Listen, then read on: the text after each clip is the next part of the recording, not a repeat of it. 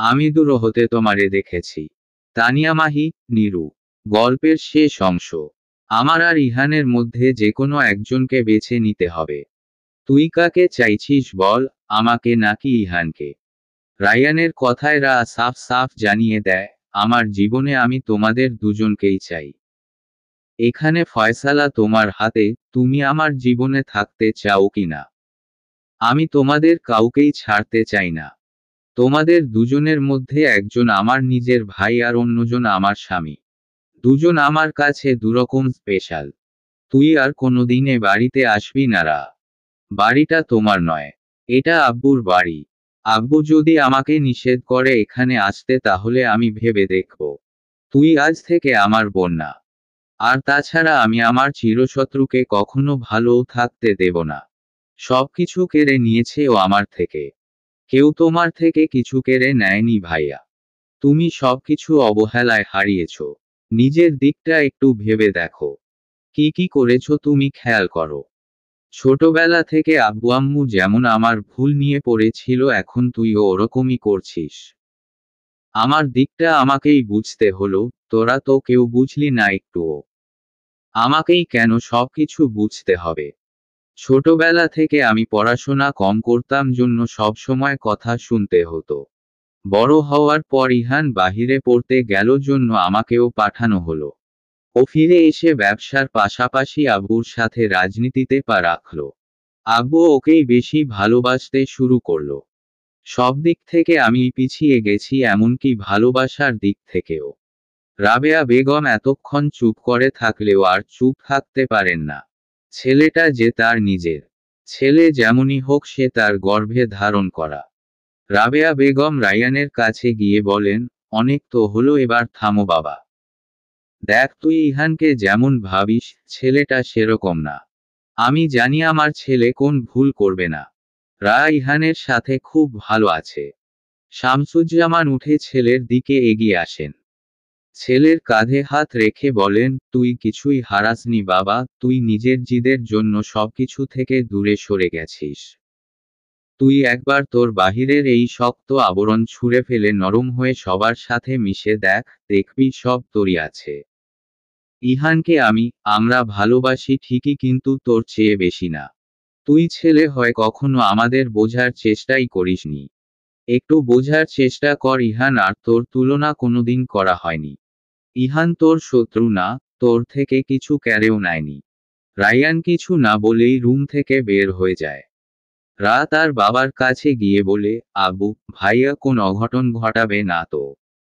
শামসুজ্জামান মেয়ের মাথায় হাত বুলিয়ে বলেন, ভাই হয় সে তোর বোনের বা বোনের সংসারের ক্ষতি সে করবে না। ওর ভেতরে যে ভুল ধারণাটা আছে সেটা খুব তাড়াতাড়ি ভেঙে যাবে। ওকে আর কোথাও যেতে দেব না আমি। রায়ান আমাদের সবার যত কাছাকাছি থাকবে তত সবাইকে বুঝতে পারবে। তুই একদম নিশ্চিত থাক মা, তোর ভাই এমন কিছুই করবে না যাতে তুই কষ্ট পাস। রা তার বাবাকে আলতো করে জড়িয়ে ধরে। শামসুজ্জামান মেয়ের মাথায় হাত বুলিয়ে দিয়ে ভাবতে থাকেন রায়ান কি সব বুঝবে। হেমন্তের শেষের দিকে সপ্তাহখানেকের মধ্যেই বসন্তের আগমন ঘটবে। আর এর মাঝেই কেটে গিয়ে বেশ কিছু মাস। গতরাতেই রা ইহানের জন্য ব্যাগ গুছিয়ে রেখেছে। ইহান 6.5 মাসের জন্য দুবাই যাবে কাজের সূত্রে। ইন্টারন্যাশনাল একটা প্রজেক্টের কথা চলছে। সে সূত্রেই তাকে বাহিরে যেতে হচ্ছে। বিকেলেই বাড়ি থেকে বের হয়ে যাওয়ার কথা তার। রা গতকাল ক্যালেন্ডারে তারিখ খেয়াল করে হিসাব করে কিছু একটা আন্দাজ করে বিকেলেই বের হয়ে প্রেগন্যান্সির কিট সংগ্রহ করে রেখেছে। ভোর হতেই সে ফজরের নামাজ আদায় করে নেয়। ইহানও তার সাথেই ঘুম থেকে উঠে ফ্রেশ হয়ে মসজিদে চলে গিয়েছে। রা নামাজ শেষ করে কিছুক্ষণ সেখানেই বসে থাকে। সে যেটা সন্দেহ করছে সেটা কি আসলেই সঠিক কিনা সেটা নিয়ে ভাবছে সে। যদি কোনোভাবে সেটা ভুল প্রমাণিত হয় তাহলে বিষয়টা একটু মর্মান্তিক হবে, তাই সে কাউকে কিছু জানায়নি। রা জায়নামাজ ছেড়ে উঠে প্রেগন্যান্সির কিট হাতে নিতেই ইহান চলে আসে। ইহানকে দেখে সেই কিটটা লুকিয়ে ফেলে। ইহানের প্রতিদিনের অভ্যাস ফজরের নামাজ আদায় করে এসেই রায়াকে নিয়ে হাঁটতে বের হয়। সকালবেলার আবহাওয়াটা দুজনেরই উপভোগ করা হয়। আজকেই তো ইহান চলে যাবে, আর কতগুলো মাস দুজনের একসাথে থাকা হবে না, সময় কাটানো হবে না, তাই আজকে যেন কোন কিছুর অন্যথা না হয়, কমতি না থাকে। তাই ইহান রায়ার কাছাকাছি এসে বলে, বের হওয়ার জন্য রেডি। রা আমতা আমতা করে বলে, আপনি একটু অপেক্ষা করুন, আমি আসছি। কোথায় যাবি? ও ওয়াশরুমে যাব। যা, এসব আবার বলতে হয় নাকি? আপনিই তো জিজ্ঞেস করলেন, আমার কি দোষ? আচ্ছা আচ্ছা যা, আমি অপেক্ষা করছি। হুম। রা ইহানকে অপেক্ষায় রেখে ওয়াশরুমে চলে যায়। কোন অন্যায় না করেও আজ কেমন যেন ভয়ে তার বুক কাঁপছে। মনে হচ্ছে এখনই সবকিছু উল্টেপাল্টে যাবে। ওয়াশরুমে গিয়ে 5 মিনিট হয়ে যাওয়ায় ইহান দরজার কাছে এসে বলে, সূর্য উঠে যাচ্ছে। এতক্ষণকে ওয়াশরুমে থাকে। এই তুই কি ফোন নিয়ে গেছিস ভেতরে? রা ইহানের ডাকে সাড়া না দিয়ে কীটের দাগ পর্যবেক্ষণ করছে। এক দাগ স্পষ্ট বোঝা গেলে দ্বিতীয় দাগ স্পষ্ট হবে কিনা সেটা দেখার জন্য অপেক্ষা করছে সে। কিছু মুহূর্তের মধ্যেই অস্পষ্টভাবে কীটে দ্বিতীয় দাগ দেখা দিতেই রায়ার চোখে পানি দেখা দেয়। রায়ার চোখে পানি দেখা দিলেও মুখে যেন হাসির রেখা স্পষ্ট। রা প্রেগন্যাসির কিট হাতে নিয়েই বাহিরে চলে আসে। ইহান ততক্ষণে পাঞ্জাবি চেঞ্জ করে কালো রঙের টি শার্ট পরে নিয়েছে। রায়াকে দেখেই হাতে ঘড়িটা ঠিক করতে করতে এগিয়ে আসে। এত দেরিতে বের হয়েছে বলে কিছু বলবে ঠিক তখনই সে খেয়াল করে রায়ার চোখে পানি। রায়া চোখের পলক ফেলতেই চোখের পানি গাল বেয়ে গড়িয়ে পড়ে। রায়াকে কান্না করতে দেখে অস্থির হয়ে যায় ইহান। রায়ার দুই বাহুতে হাত রেখে রায়ার চোখে চোখ রেখে জিজ্ঞেস করে, কি হয়েছে রা? তোর চোখে পানি কেন? আমি কোন ভুল করেছি? রা কিছু বলছে না দেখে ইহান আবার বলে, প্লিজ কান্না করিস না রা। বল আমাকে, কি হয়েছে তোর? রা চোখের পানি মুছে হাসতে থাকে। দারুণ স্নিগ্ধ সে হাসি। কান্না করার পরই রায়ার হাসি দেখে দ্বিধায় পড়ে যায় ইহান। শুকনো ঢুক গিলে রায়াকে আবারও প্রশ্ন করে ইহান, কি হয়েছে রা? তুই ঠিক আছিস তো? রা হাসতে হাসতে বলে, কেন আমার ব্যবহারে কি মনে হচ্ছে আমি পাগল বা আমাকে জিনে ধরেছে এমন কিছু? ইহানও এবার মজার ছলে বলে ওঠে, তুই নিজেই যেহেতু এভাবে বলছিস তাহলে আমার সন্দেহ ভুল। এবার বল তো কি হয়েছে? কিছু হয়নি তবে হবে। কি হবে? সেটা তো আমি জানি না আর হওয়ার আগে জানতেও চাই না। মানে, কিসব বলছিস বল তো? মাথা ঠিক আছে? আমার বউ কি পাগল হয়ে গেল? পাবনা দিয়ে আসবো? ধুর, নিন এটা দেখুন। রা ইহানের হাতে প্রেগন্যাসির কিট ধরিয়ে দিয়ে বিছানায় গিয়ে বসে। ইহানের হাতে কিটটা উল্টো হয়ে থাকায় সোজা করে দেখতেই ইহানের চোখ বড় বড় হয়ে যায়। এক প্রকার চিৎকার দিয়ে বলে ওঠে, আমার বউ মা হবে। রা ভ্রু কুঁচকে বলে, অন্য পুরুষ হলে বলে উঠত আমি বাবা হতে চলেছি। আর আপনি? ইহান নিজেকে এবার নিয়ন্ত্রণ করতে না পেরে দৌড়ে গিয়ে জড়িয়ে ধরে। আজ তার অসম্ভব আনন্দের দিন। এই দিনটা হয়তো নারীর সাথে পুরুষকেও আনন্দ দেয়। নারী যেমন প্রথমবারের মতো মাতৃত্ব কি সেটা বুঝতে পারে, ঠিক তেমন বাবার দায়িত্বটা কি সে সম্পর্কেও একটা পুরুষ আন্দাজ করতে পারে। কিছুক্ষণ পর ইহান রায়াকে ছেড়ে দিয়ে সোজা হয়ে দাঁড়ায়। রায়ার হাতে একটা চুমু খেয়ে হাতটা বুকের সাথে ধরে রেখে বলে, এক অন্যরকম খুশি তুই আমাকে আজ দিলি রা। আমি বাবা হব, ছোট ছোট আঙুল আমি ছুঁয়ে দেখতে পারবো, তোর পরে সে হবে আমার নিজের মানুষ, আমার আর তোর অংশ। রা ওপর নিচ মাথা ঝাঁকিয়ে সম্মতি জানায়। ইহান একটা স্বস্তির নিঃশ্বাস ফেলে বলে, তুই এখানে বসে থাক, আমি আম্মিকে খবরটা দিয়ে আসি। কথাটা বলে ইহান মায়ের রুমের দিকে রওয়ানা দিয়ে দেয়। রায়ার খেয়াল হতে ইহানকে ডেকে বলে, প্রেগন্যাসির কিটটা তো দিয়ে যান, ওটা তো আপনার হাতে। রা বিছানাতেই বসেছিল। ইরিনা বেগম আর এশা দৌড়ে রুমে চলে আসে। ইরিনা বেগমকে পিছনে ফেলে রেখেই এশা এসে রায়াকে জড়িয়ে ধরে। এশা মিষ্টি হেসে বলে, আমি ফুপি হব। আমি তো ভাবতেই পারছি না যে আজকের সকালটা এত ভালো হবে। এশা রায়াকে ছেড়ে দিয়ে বলে, তোমরা কথা বলো, আমি বরং তোমাদের বাড়িতে খবর দিয়ে আসি। আজকের এত খুশির খবরে রায়ান ভাইয়া নিশ্চয়ই আর রাগ করে থাকতে পারবে না। ইরিনা বেগম এশাকে বলেন, হ্যাঁ যা, খবরটা দিয়ে আয়। সবাইকে নিয়ে চলে আসবি। এশা রুম থেকে বেরিয়ে যাওয়ার সাথে সাথে ইহান রুমে আসে। ইরিনা বেগম রায়ার দুই গালে হাত রেখে কপালে একটা চুমু খান। পাশে বসে রায়ার দুই হাত ধরে বলেন, আমি কদিন হলো ভাবছিলাম তোকে বলবো যে, অনেকটা সময় তো নিলি, এবার একটা নতুন অতিথি নিয়ে আয়। জানিস তো একটা ছোট্ট প্রাণ পারে সব সমস্যার সমাধান করতে, যা আমরা বড় মানুষগুলো পারি না। এই যে দেখ, রায়ান কারো সাথে কথা বলে না এতগুলো মাস, এখন যদি শোনে যে সে মামা হবে তাহলে কি আর রাগ করে থাকতে পারবে? পারবে না, কিন্তু এখন থেকে ধীরে ধীরে রাগটা মোমের মতো গলে যাবে। পাশে থেকে ইহান বলে ওঠে, ছোট থেকে আমি কিছু না করেও কেমন দোষী ওর কাছে। সব ঠিক হয়ে যাবে। তোরা দুজন সমবয়সী, তাই এমন। তিনজনের অনেকক্ষণ ধরেই কথাবার্তা চলতে থাকে। এত খুশির মাঝেও রায়ার মনটা কেমন করছে। মনে মনে ভাবছে রায়ান কি আসলেই ঠিক হবে, মেনে নেবে সব কিছু। রাবেয়া বেগম এবং শামসুজ্জামান সাহেব এশার মুখে খুশির সংবাদ শুনতাই তাড়াহুড়ো করে রায়ার কাছে চলে যায়। এশা গিয়ে রায়ানের রুমের দরজায় নক করে। রায়ান তখনও ঘুমে। বারবার দরজায় নক করার শব্দে রায়ানের ঘুম ভেঙে যায়। ঘুম জড়ানো চোখ ডলতে ডলতে দরজার খুলে দেখে এশা দাঁড়িয়ে। মেয়েটার মুখে হাসি লেগে আছে। রায়ান বিরক্ত স্বরে বলে ওঠে, কি চাই এখানে? সকাল সকাল সূর্য না উঠতেই ডাকছিস কেন? খুশির খবর আছে ভাইয়া। সেই খবরই তো দিতে এলাম। পরে দেওয়া যাচ্ছিল না। খুশির খবর গরম গরম দিতে হয়, আর দুঃখের খবর রয়েসয় পরিস্থিতি বুঝে জানাতে হয়। কি খবর? বলে এখান থেকে চলে যা, ঘুমোতে দে আমায়।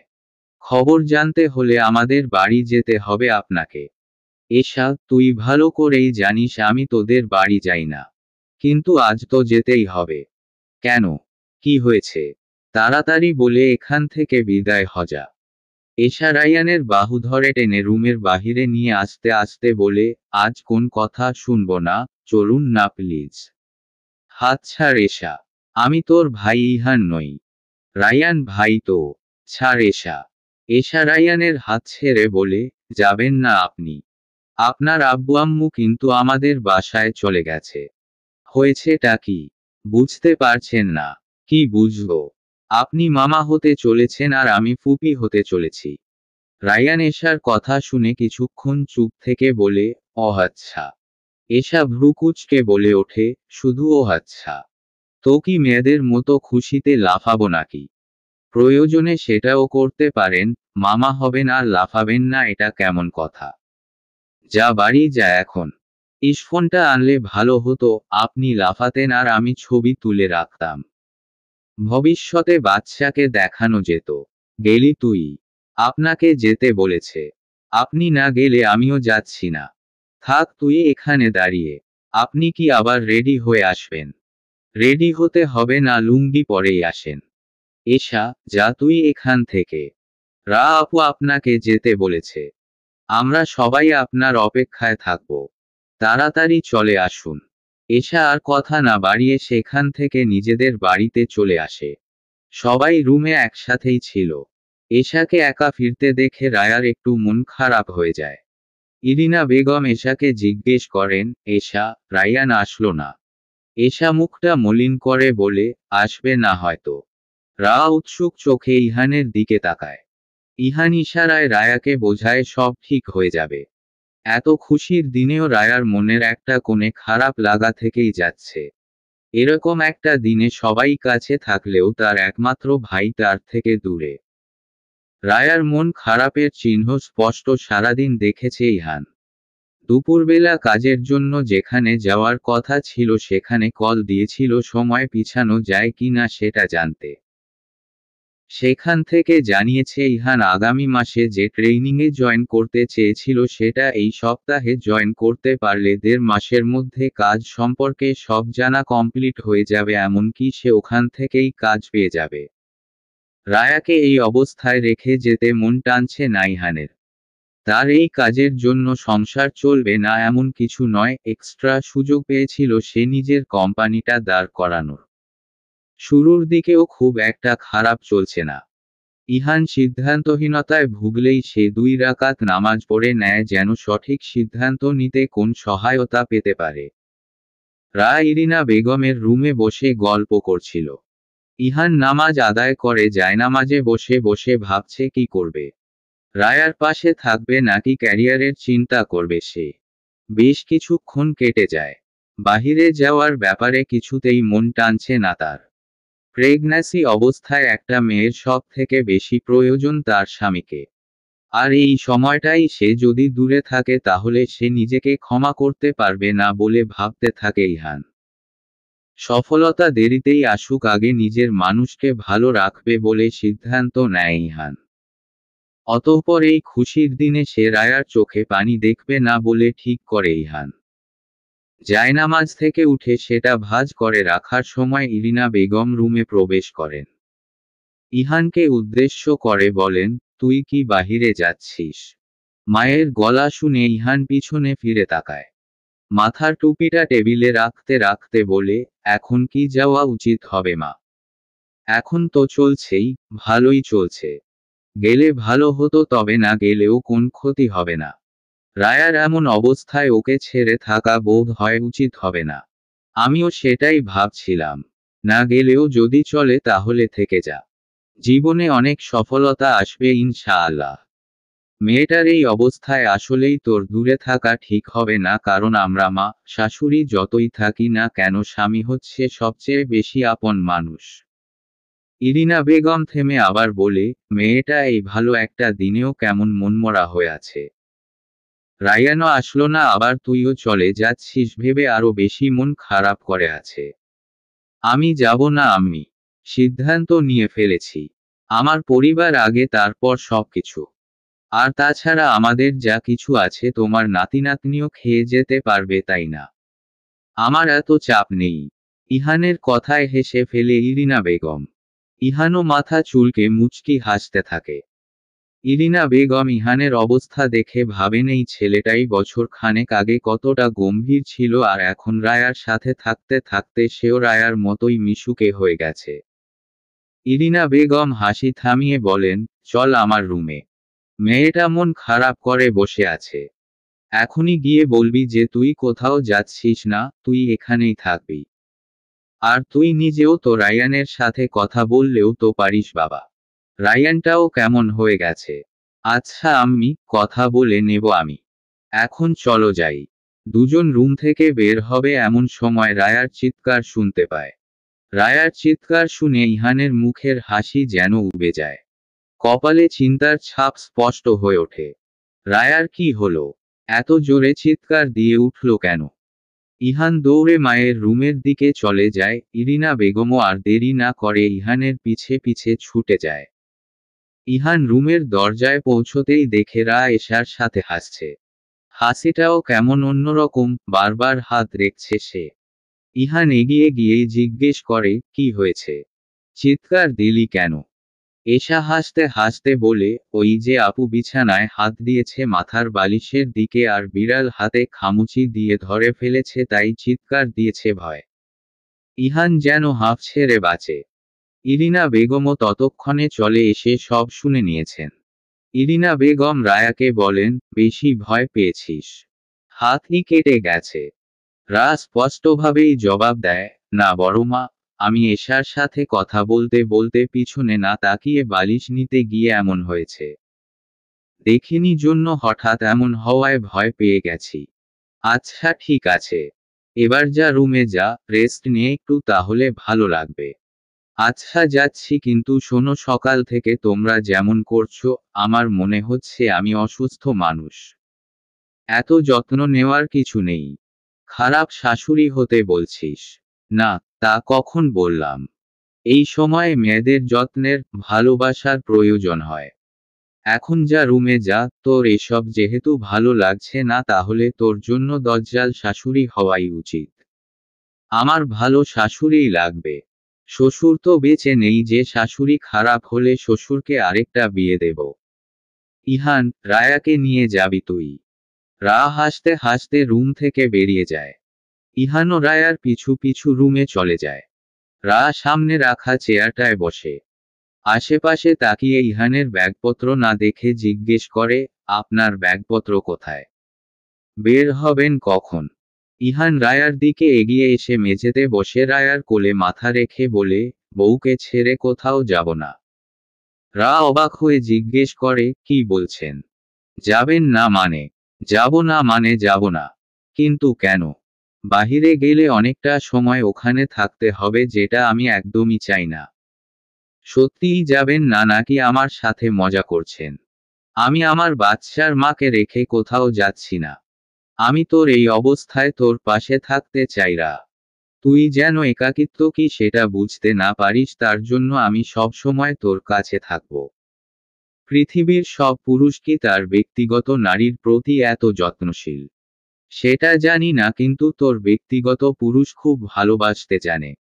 এই ভালোবাসা সারা জীবন আমার জন্যই রেখে দিয়েন। এই ভালোবাসার ভাগ কাউকে দিয়েন না কখনো। ভালোবাসা এক একজনের জন্য এক এক রকম।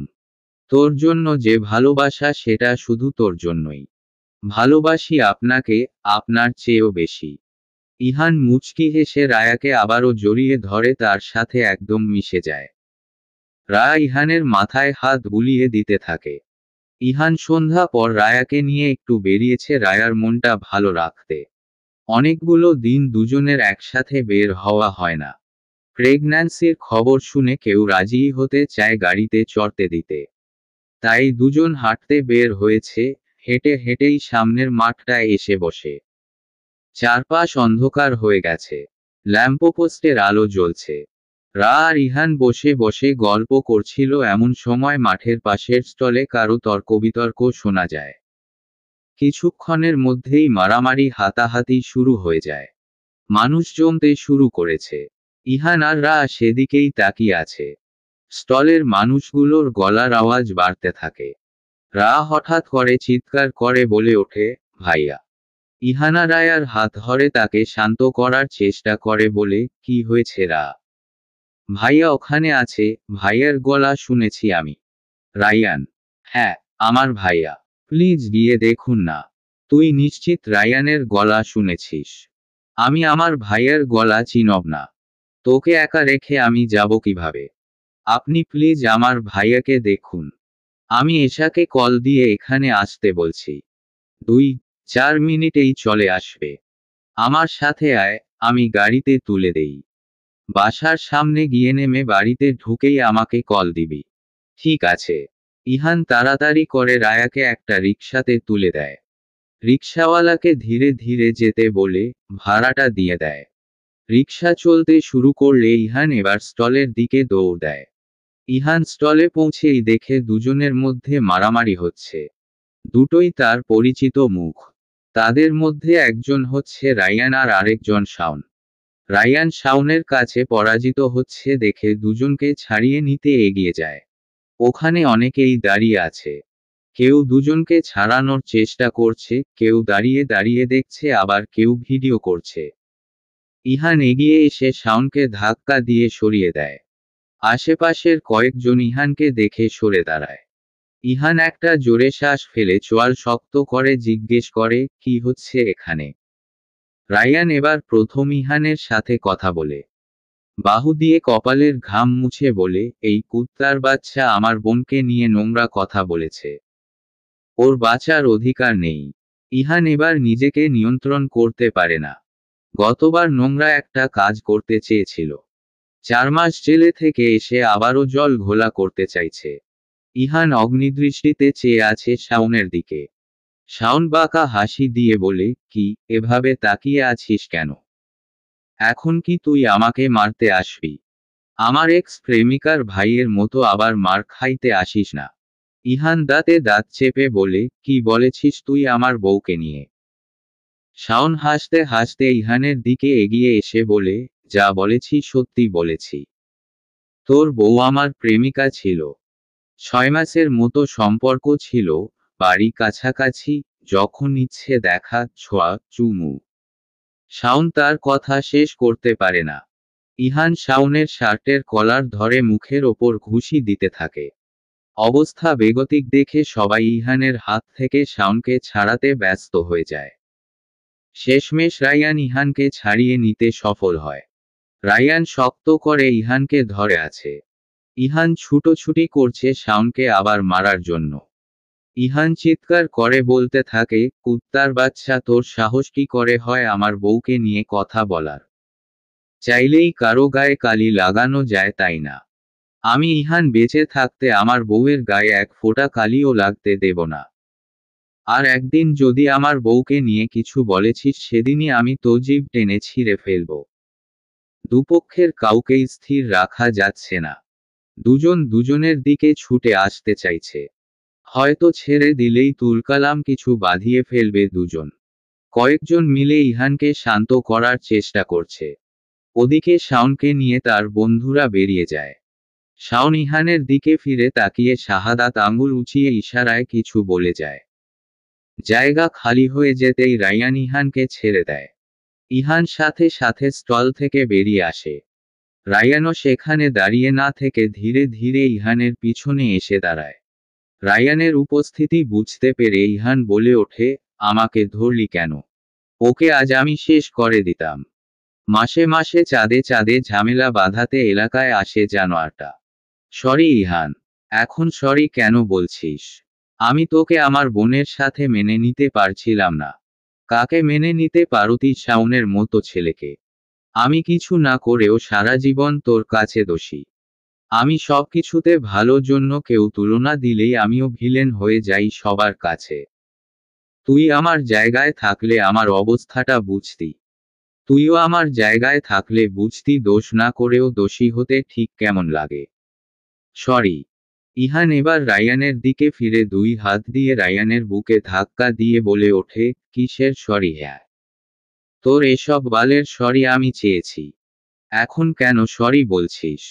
দেশে আসার পর যে এতগুলো মাস চলে গেল, আমার সাথে একদিন দেখা করেছিস? রায়ার সাথে সেদিনের ঝামেলার পর কথা বলেছিস? ওর চোখের পানি দেখেছিস তুই? ও সবকিছু পেলেও ভাইয়ের দূরত্ব সহ্য করতে না পেরে মন খারাপ করে থাকে, সেই খবর রেখেছিস তুই? বাড়িতে নতুন একটা প্রাণ আসছে শুনেও একদিন এসেছিস আমাদের বাড়িতে। এত কিছুর জন্য ক্ষমা পাবি ভেবেছিস? কখনো না। Never ever. রায়ান ঝড়ের গতিতে এসে ইহানকে জড়িয়ে ধরে। ইহান থেমে যায়। গলা দিয়ে তার আর কোন শব্দ বেরোচ্ছে না। সেই ছোটবেলায় দুজন কাঁধে কাঁধ মিলিয়ে দুজন চলাফেরা করেছে। এরপর ছোট ছোট বিষয়ে দূরত্ব বাড়তে বাড়তে দুজনের দেখা হওয়াটাও বন্ধ হয়ে যায়। রায়ানের মনে জন্ম নেয় ইহানের প্রতি চরম ক্ষোভ। আর এরপর দুজন দুজনের থেকে শত শত মাইল দূরে। মনের দূরত্বও বেড়েছিল অনেক। ইহান রায়ানকে ছাড়ানোর চেষ্টা করছে কিন্তু রায়ান কিছুতেই ছাড়ছে না। এতগুলো বছর পর ভাই ভাইকে জড়িয়ে ধরে আর ছাড়তে পারছে না। এতগুলো বছরের ক্ষোভ, রাগ আজ মিটিয়ে নিচ্ছে। রায়ান ছাড়ছে না দেখে ইহানও এবার রায়ানকে জড়িয়ে ধরে, দুজনের চোখ টলমল করছে। পুরুষদের তো কাঁদতে নেই। পুরুষদের হতে হয় লোহার ন্যায় কঠোর। কিছুক্ষণ পর রায়ান ইহানকে ছেড়ে দিয়ে বলে, আমি এতদিন ভুল ছিলাম। আমার বোনের জন্য তুই একদম পারফেক্ট। আমার বোনটাকে ভালো রাখিস। যদি কখনো ওকে কাঁদাস তাহলে কিন্তু আমি তোর জান নিয়ে নেব ইহান। রায়ান আর ইহান দুজন অতীতের সবকিছু ভুলে মাঠে বসে গল্প করছে। দুনিয়ার সবকিছু যেন এতদিন পর দুজন ভুলতে বসেছে। রায়ান বিদেশে কিভাবে সময় কাটিয়েছে, পড়াশোনা সবকিছু ইহানকে বলতে থাকে। ইহানও রায়ানকে তার সবকিছু জানায়, বিদেশ থেকে ফিরে কিভাবে রাজনীতিতে এসেছে, আবার রায়ার কথা ভেবে ওসব ছেড়ে ব্যবসার কাজে মন দিয়েছে, ইত্যাদি ইত্যাদি। দুজনের কথা বলার সময় ইহানের হঠাৎ মনে পড়ে রায়াকে রিকশায় তুলে দিয়ে সে বলেছিল বাসায় পৌঁছে কল দিতে, কিন্তু প্রায় আধা ঘন্টার বেশি হয়ে গেছে রায়া কল দেয়নি। ইহান সাথে সাথে রায়াকে কল দেয় কিন্তু কল রিসিভ হয় না। ইহানকে চিন্তিত দেখে রায়ান বলে, কি হয়েছে? এমন করছিস কেন? রায়া কল রিসিভ করছে না। বাসায় হয়তো ব্যস্ত আছে। না, আমি আর রায়া বেরিয়েছিলাম একটু, আর তখনই তোদের ঝামেলা লাগে। রায়াকে রিকশায় তুলে দিয়ে বলেছিলাম বাড়ি পৌঁছে কল দিতে। ও আমাকে এখনো কোন কল দেয়নি, এমনকি কল রিসিভও করছে না।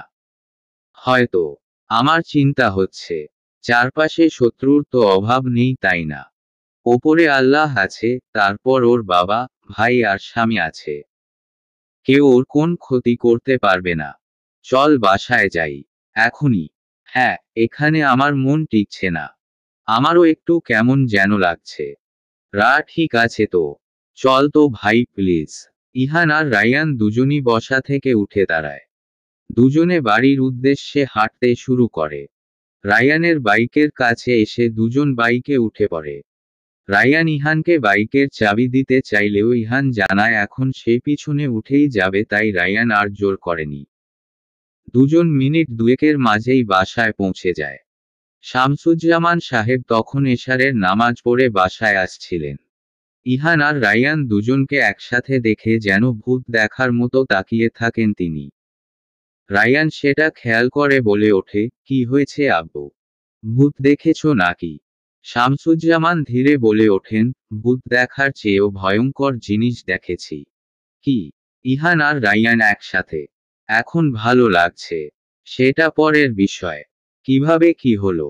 আমার দুই ছেলে একসাথে। ইহান এতক্ষণ কোন কথা বলেনি এতক্ষণ। এখানে আর দাঁড়িয়ে থাকতে না পেরে বলে ওঠে, কাকা বাড়িতে আসেন। এখানে আমি আর দাঁড়িয়ে থাকতে পারছি না। তখন রায়াকে রিকশায় তুলে দিয়ে বলেছিলাম বাসায় এসে জানাতে, কিন্তু সে জানায়নি, এমনকি আমার কলও রিসিভ করছে না। ও ঠিক আছে কি না কে জানে। মেয়ের জন্য ইহানের এমন চিন্তা দেখে শান্তি অনুভব করেন শামসুজ্জামান সাহেব। তিনি ইহানকে বলেন, এত চিন্তার কিছু নেই। হয়তো ভুলে গিয়েছে কল করতে। 2 মিনিট আগে বলে দেওয়া কথা ভুলে যায় কিভাবে ও? এই ইহান, এটার জন্য তুই যদি আমার বোনকে রাগ দেখিয়েছিস তাহলে কিন্তু তোর অবস্থা খারাপ করে দেব বলে দিলাম। রায়ানের কথা শামসুজ্জামান এবার শব্দ করেই হেসে ফেলেন, এতদিন পর তিনি দুজনকে এই অবস্থায় দেখছেন। ইহানকে শান্ত করতে তিনি বলেন, আমি যখন নামাজে যাই তখন রিকশা থেকে নেমেছে। আমাদের বাড়িতেই আছে। আমি ওকে ওর মায়ের কাছে রেখে এসেছি। বলেছিলাম ইহান বাড়ি ফিরলে বাসায় নিয়ে যাবে। ইহান এতক্ষণে শান্ত হয় এটা ভেবে যে ঠিক আছে। বাহিরে তিনজনের কিছুক্ষণ কথাবার্তা হয়।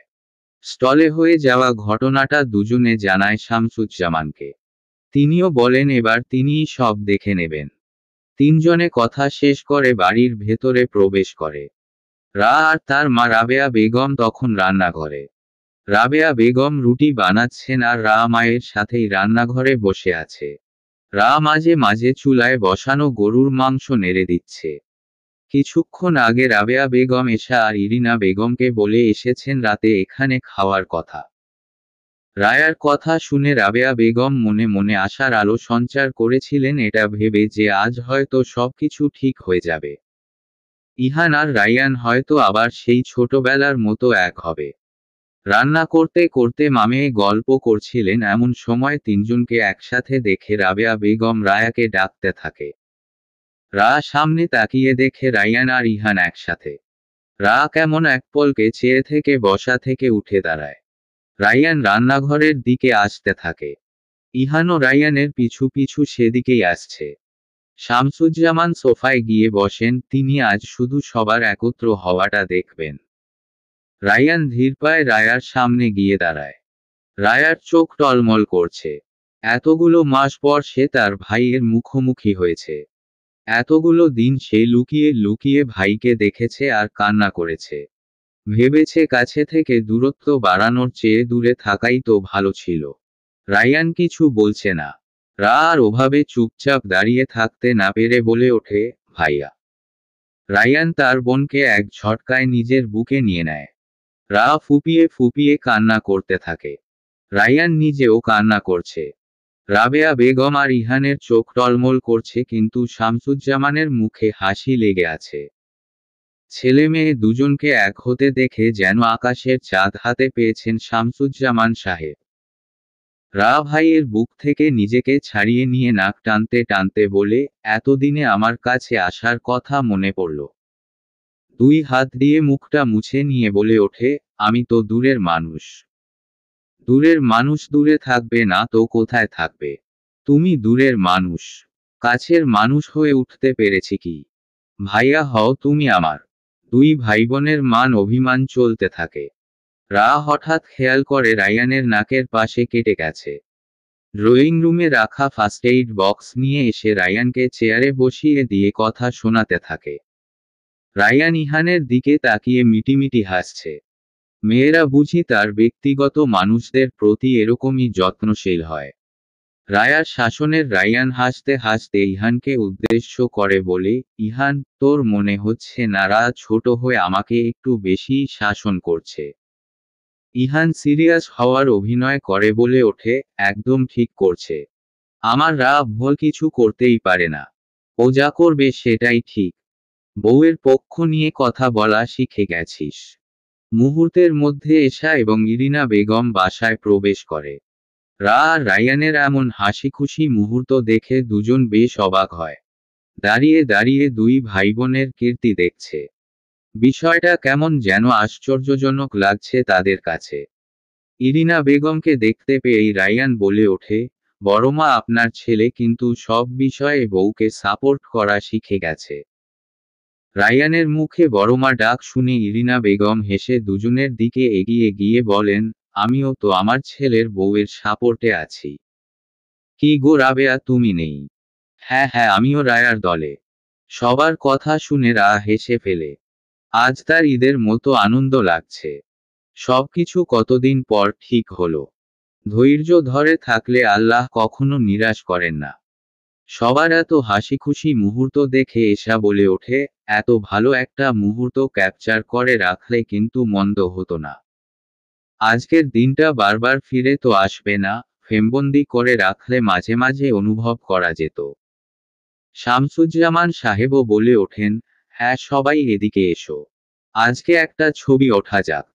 সবাই সানন্দে একসাথে হতে এগিয়ে আসে।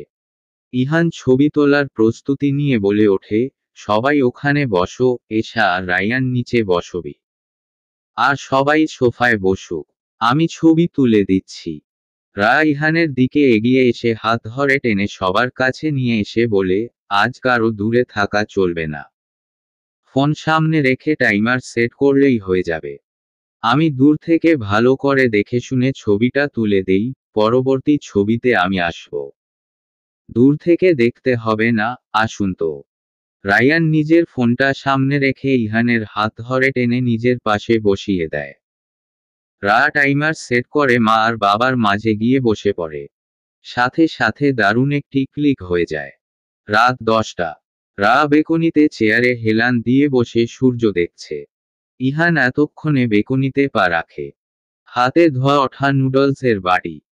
রায়ার পাশের চেয়ারটায় বসে রায়ার হাতে নুডলসের বাটি ধরিয়ে দিয়ে বলে, নে, খেয়ে নে। বরের হাতে নুডলস না খেয়ে তোর ভালোই লাগছিল না। এবার খেয়ে নে। রা বাটিটা ইহানকে ফিরিয়ে দিয়ে বলে, আপনি খাইয়ে দেন। রান্না করে নিয়ে আসলাম, এখন আবার খাইয়েও দিতে হবে। হ্যাঁ, খাইয়ে দিতেই হবে। দিবেন না? দিচ্ছি।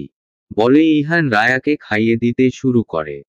খানিক বাদে ইহানের হাত থেকে বাটিটা নিয়ে রা ইহানকেও খাইয়ে দেয়।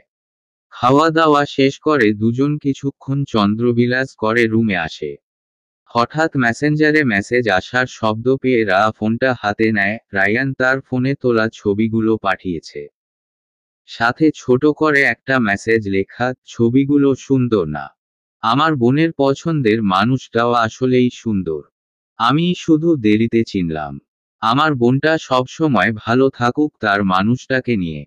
রায়ানের মেসেজ দেখে মুচকি হাসে রা। মেসেজের উত্তর হিসেবে ভালোবাসি ভাইয়া লিখে পাঠিয়ে দেয়। ইহান শুয়ে শুয়ে ফোন চাপছিল। রা তার দিকে এগিয়ে এসে রায়ানের পাঠানো ছবিগুলো ইহানকে দেখিয়ে বলে, কত শত মানুষের সুখ, ভালোবাসা আমি দূর হতে দেখেছি আর ভেবেছি এত কিছু কি আমি কখনো পাবো। অতঃপর আজ আমি পৃথিবীতে সবচেয়ে বেশি ভাগ্যবতী। আমার ভাগ্যকে আমারই কেমন হিংসে হচ্ছে। এত ভাগ্যবতী আমি। ইহান মুচকি হেসে রায়াকে বুকে জড়িয়ে নেয়। পরম যত্ন আর ভালোবাসায় ইহানের বুকে মাথা রাখে রা। এ যেন এক প্রকার স্বর্গসুখ। সমাপ্ত। নতুন নতুন গল্প পেতে সাথেই থাকুন।